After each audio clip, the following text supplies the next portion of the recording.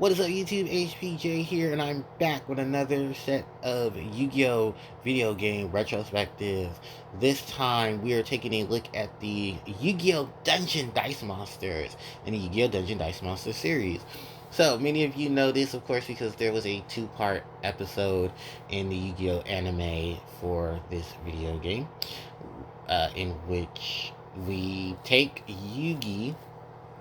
um, Yugi and his friends uh, are introduced to Duke Devlin, the creator of Dungeon Dice Monsters, and he owns his own little card shop as well. He owns a little game shop, which apparently is kind of hurting Yugi's grandpa's business. Um, so they go and visit, and it turns out Duke owns it because they meet Duke, who's who's a new student to their school. And of course, he comes off as like the snobby rich boy sort of thing, like Kaiba, but not really. Like Kaiba owns an actual corporation. You own a video game store, buddy. Well, game store, buddy. A nice one at that. So I don't throw too much shade because I wish I was like in high school owning my own shop for real. Because look, between Kaiba and Duke, man, Yugi's rivals got bank. Like they own corporations. They own, yeah, like Yugi's got rivals and antagonists. These guys got bank. Like, oh my god. Like, I need some networks so we can know some things because we know Kaiba is loaded. I remember the episode where Kaiba signed off on that check. Anyway, so the long story short is Duke duels Joey, makes a cakewalk of Joey, and puts Joey in a dog suit.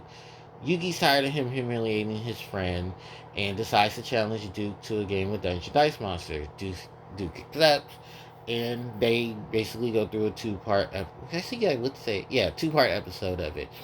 Duke and Yugi duel it out, and well, Yugi wins.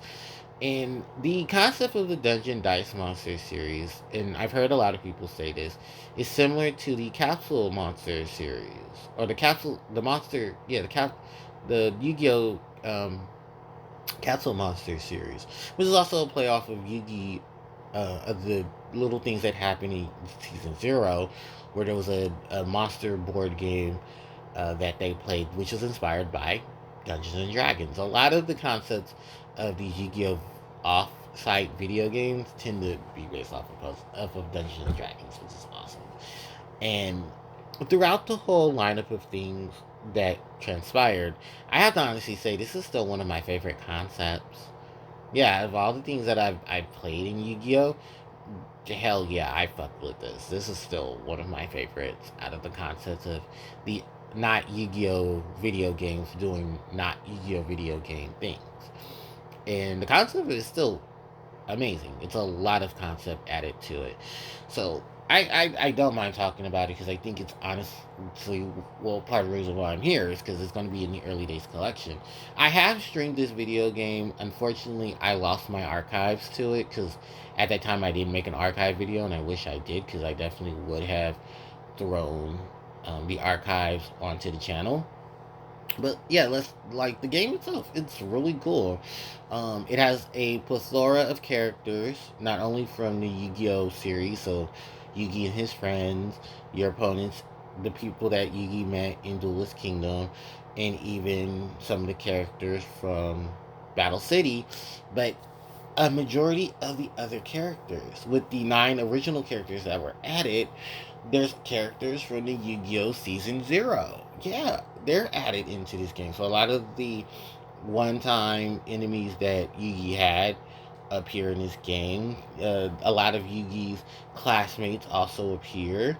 Then there's also Yugi's mom appears in this game, which is the only time that she ever appears in the Yu-Gi-Oh! Video game, or hell, a rare occasion when she appears in the series because we rarely see Yugi's mom. I think the times we see Yugi's mom are when Yugi's grandfather gets out the hospital. There's a cut scene from the dub where they don't show her, but there's a conversation between Yugi and his mom before he goes to meet Taya for their date. And then there's she's in season 0. not a lot, but she is seen. And then that's it. You don't see her anymore after then, or she's rarely mentioned at all. It's just, because it focuses on just Yu-Gi and these damn cards.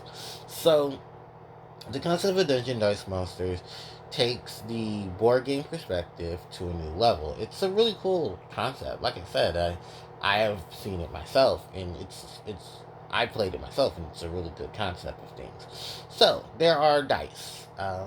They range in the color of six. There's white, there's yellow, there's red, there's blue, there's green, and there's black. So the monster classes in the game are divided within 5 out of the 6 dice, because the black dice is used for the items, while the regular dice, the the colored dice that aren't, well, the dice that are white, black, blue, or white, blue, red, green, and yellow are where the monsters are divided through. So for the white dice, you have the spellcasters, you have some of the fiends, have some of the machines, and a few thunder monsters.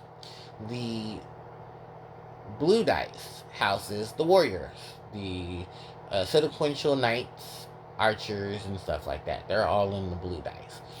The green dice is the more convoluted one, because while it houses the beast warrior, and winged beast, it also houses a couple of insects, couple of dragon, well, not dragons, couple of fiends, and even a couple of other monsters that are featured between it. The red dice has the dinosaurs, it has the wyverns, it has the dragons, all in its color. And the yellow is secluded to nothing but zombie. It's strange though, because there are a lot of monsters that are iconic to the Yu-Gi-Oh series. And while they did use a lot of them to help stretch out the monster pool in this game, you can definitely tell which ones were their favorites and which ones they were kind of just like, yeah, because sadly enough, there aren't enough iconic zombie monsters to have been put in there. But if it was left up to me, I would have put the fiends in with the zombies, to give them some, with the yellow dice, to give them some affiliates. But Konami had other ideas, because Karibo and them are all class in the spellcasters, which is alright, sure. Now, the concept of battle, similar to Pokemon, they have their this beats this beats that. So, spellcaster beats. Wait, I think this warrior will beat dragon. Dragon beats spellcaster. Spellcaster beats zombie, and zombie beats beast. Beast beats warrior, and you will get added attack or defense depending on which of the roles you do. Yes, there are defense and attacking, but it's a little different than what the Yu-Gi-Oh trading card game itself has, because then this is where we get into the concept of the dice. So, the dice itself has different icons on it. The attack, the attack and defense crest, the movement crest, the spell crest, and the trap crest, and then the summon crest. So the summon crest, as it depicts, is where you're able to summon your monsters. The levels, well, monsters and items, because I am forgetting about the black dice, but let me just quickly go into it. The black dice holds items in it. Some items will power up your monsters, some will depower your monsters, others will take advantage of your monster. Others will basically do like, warp a monster to a certain zone, heal a monster for their HP, because they do have hit points. It's weird, but yeah, they have hit points. Then some will also resurrect a monster, and others will delete a monster as well. And then some will even steal crest or add crest. Now let's talk about these crests. So the movement crest allows you to move on the board. During the gameplay itself, you're able to move your monsters, but you need to have movement crest to move them. You need crest to do a lot of things in the game, and luckily in the video game they will hold account for your crafts. I don't know how they do it in the physical games. I've never played the physical game. Seen the artwork for it, but never played it. But it does play like the game, but you're limited and you have to keep up with your resources with a video game. Well, video games tend to shine more on that. But then you have your attack and defense crafts. Without these, you can't attack or defend, and your monsters will then take damage to their heart points. Their heart points will determine determining how much damage your stuff is done. Then I believe for every 10 points, you're then reduced by your HP, and if your HP is knocked out, then your monster is knocked out. So GG situation there. So you need your attack and you need your defense crest. The spell and trap crests. These crests are used to activate certain abilities. I'm not saying that all the other abilities will be activated with some of the other crests outside of the summon, because the summon does summon. But yeah, you need the crest to trigger abilities or to set up for things later on in terms of using the abilities of your creatures. Like for instance, Relinquish and Thousand Restrict are in this game, and they're able to steal your opponent's monsters. But they need the attack and defense crests. I mean, they need spell crests in order to do such. There are a ton of ray of monsters that fit into the category of things as well to supply crest or supply attack and defense buffs. Trust me, there's many of them. And I mean, yeah, while taking these things in the video game, they take a lot of concept from the card game. It works out pretty well to that factor. Now, in terms of the gameplay, in addition to the crest, so you have a range of this board. You have what's called Monster Lords on each end of the board. Your end, your opponent's end. In the board, you will dimension your dice. That's what the term is for summoning. And you take your 6-sided dice and you move in any combination of a 6-sided dice, attach one to your monster lord, and you proceed to move throughout the board. Once you've gotten to some monster of yours has gotten to your opponent, and they take out the heart crest, you win. You win by depleting your opponent's heart crest. Now, in some retrospectives, I have definitely seen combination of boards. Key note, you can walk on your opponent's boards as well. If your opponent has any dimensions and yours and your opponent's happen to link up for whatever reason, you're then able to move on their crest. So you have to move aligned with how the block was dimensioned. Unless there are multiple blocks attached to each other. It's different, but you can still move on those and then deplete your opponent's life.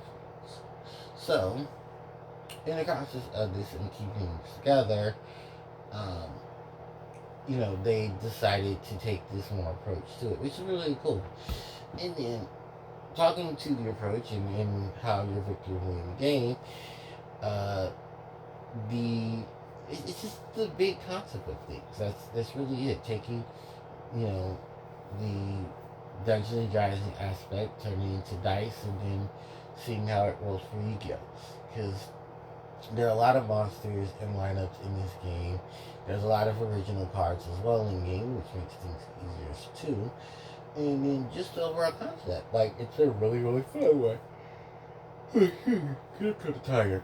But it's a really fun concept. It's a really big lineup of things, and there is a large portion of the pool that gets used for it. With the array of monsters with an array of opponents, an array of monsters, an array of combinations, it's a large of things there.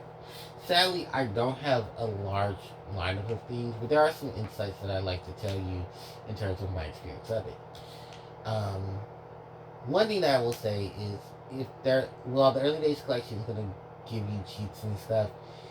If you play the game vanilla, you're going to be grinding for a lot of your G points, especially because of the early game and trying to get a hand on the concept of what you're able to use and what you're able to not use.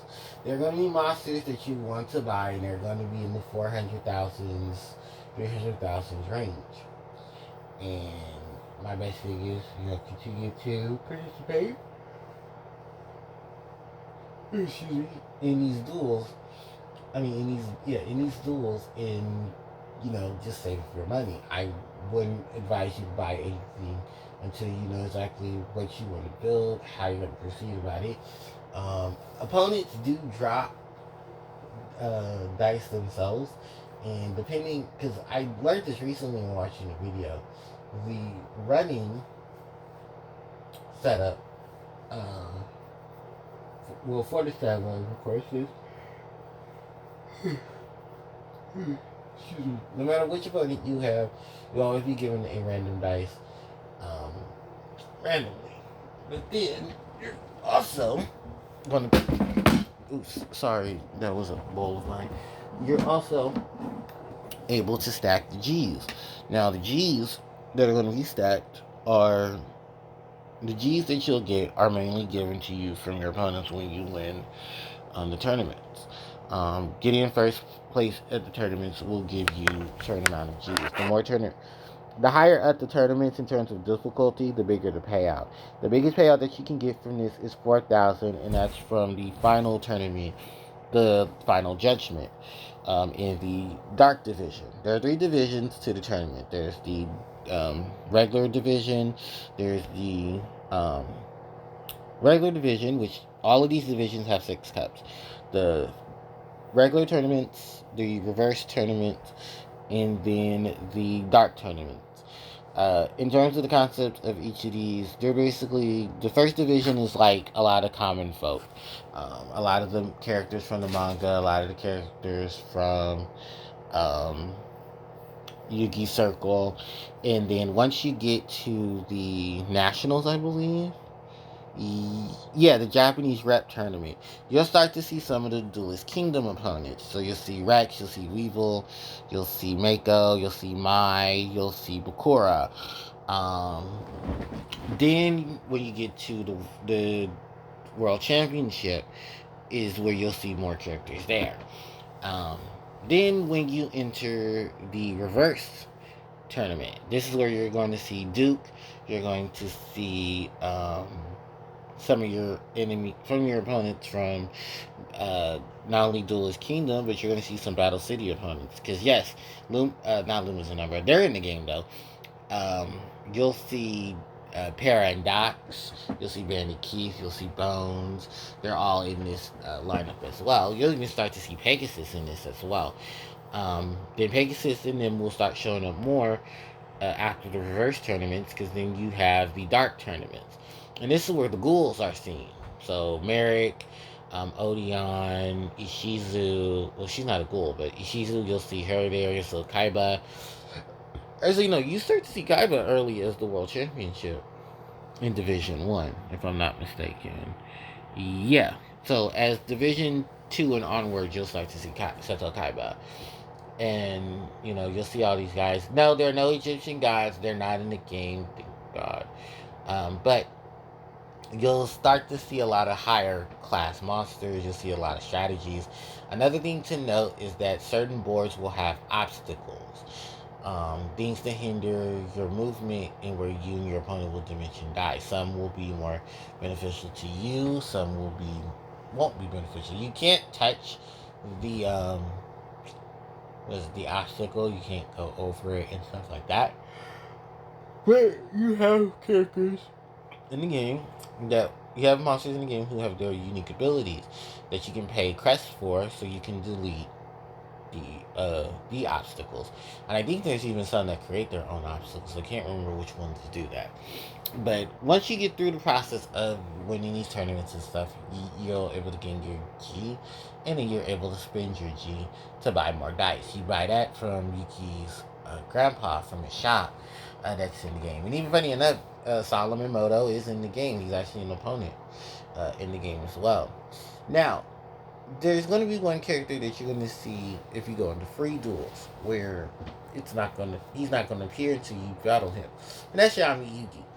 Yami Yugi will appear randomly at the end of the dark tournament. So the last tournament that you complete in the dark lineup will be where he resides. I think he'll also start being an opponent as well. I believe, the last Holy War. is where you'll start to see Yami Yugi appear. And Yami Yugi will randomly challenge you to a game. And then you're able to duel him in the what is it? Oh, in the actual arc. It's a really really cool concept of it. So, in these duels, like I said, the free duels, there's no obstacles. You're basically just on the playing board.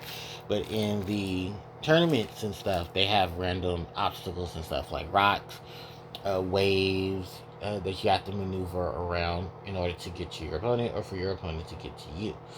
It's a very cool concept of things. They don't act like field power bonuses or anything, but if you actually do look at the concept of it, well, and more so the artwork and even some of the themes, there are themes.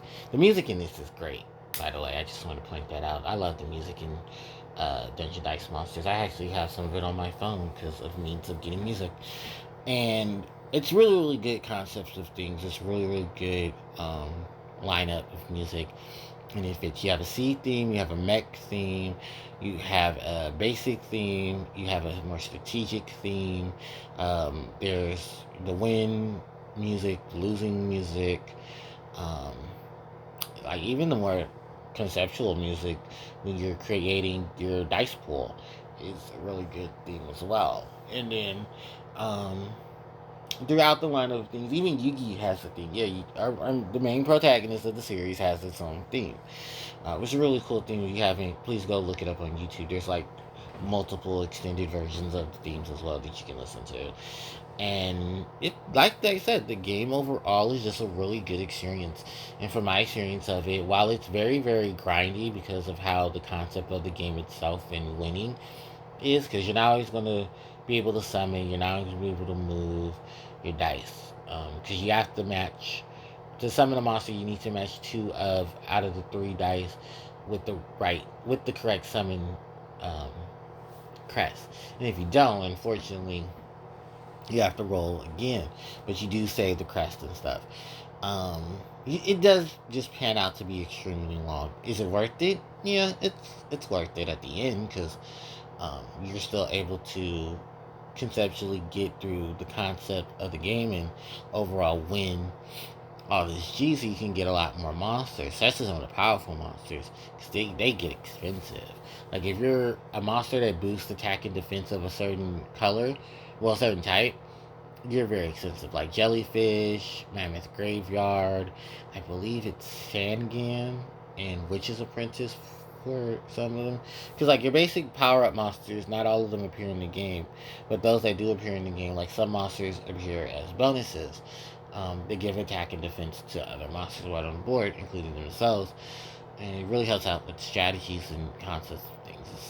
It's a lot of strategies, so definitely a lot of strategy to it. And that's why I said I do enjoy playing this game, because this game definitely made me more strategic about how I, conception. This is why and I know for a fact Yu-Gi-Oh has a RPG based game, because I think that's what Yu-Gi-Oh the False-Bound Kingdom is. But it's a definite thing for playing this game. If you have not, you'll get the chance to with the early days collection, unless you emulate it, which most people I know are emulating these days. And it's a really good game to go to the concept of. I experienced this game about a year after it was initially released on the Game Boy Advance. My cousin had it. I do own my physical copy of it myself. I haven't really played it, I think, since I played it on stream via emulator. And even then, I talked about how much fun it has. I of course, built... Yes, Harpie Lady is in the game, and I built a dice pool for Harpie Lady. But it wasn't just Harpie Lady, though. It was, like, a concept of the beast monsters that were in it. I had a pool variant for, like, every type that was in it. And while many of them tended to be kind of the same, the overall enjoyment was still the same itself. Where there was rises, there were falls, and trust me, there was a lot of falls because I was very irritated in some cases when I was playing the game, I'm not gonna lie. But in some other cases, it was a really fun concept of playing it overall, and even getting the chance to battle Yugi was a good experience because Yugi definitely kept me on my toes. I'm not gonna lie. All these characters kept me on my toes, and it was still a really cool concept of battling it out with them. And do I recommend this game? Yeah, if you ever get the chance to play it, please do, because I recommend um, a lot of its concept and lineup. It's a really, really fun one, and I definitely think you guys should take it. Even for the fact that it's not a mainstay Yu-Gi-Oh game, it's still a Yu-Gi-Oh game that I definitely want you to take advantage of and to, experience firsthand. So, with that in tow, I'm gonna go ahead and just end my retrospective here for Yu-Gi-Oh. Yeah, I'm gonna end my retrospective here for the um for this Yu-Gi-Oh video game retrospective. I still have a couple more to do, but in terms of all the games that are going to be on the collection, I still have two more to do. That's Destiny Board Traveler, because I did play it, and then Yu-Gi-Oh! Dark Duel Stories 3, which here in America is our Yu-Gi-Oh! Dark Duel Stories 1. I will explain more when I get to those videos. But thank you guys so much for watching. I really hope you guys enjoy it. If there are any questions, you can leave them in the comment section below. I hope you guys enjoy the retrospectives, because I really do enjoy taking the time out to do them myself. So don't forget to like, comment, share, and subscribe to the channel, as it helps me out tremendously. You can hit the notification bell to be informed of when I upload more content to the channel. Social media links are in the description box below. And I will catch you all next time. HBJ signing out. Take care.